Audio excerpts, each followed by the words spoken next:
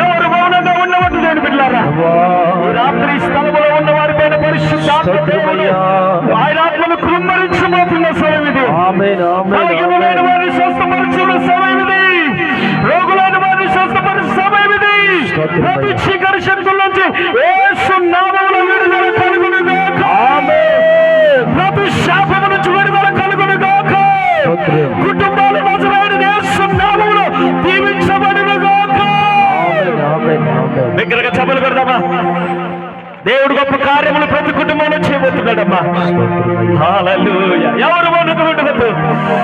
యేసయ్యా, ఈ రాత్రి నీ సన్నిధికి వచ్చానయ్యా, ఒక్కసారి మీరు మమ్మల్ని జ్ఞాపకం చేసుకోండి ప్రభు అని ఎవరైతే ఈ స్థలంలో నోరు తెరిచి ప్రభుని అడుగుతారో వారి జీవితంలో గొప్ప కార్యము చేయబోతున్నాడు నేను బిడ్డలారా. హల్లెలూయా, హల్లెలూయా.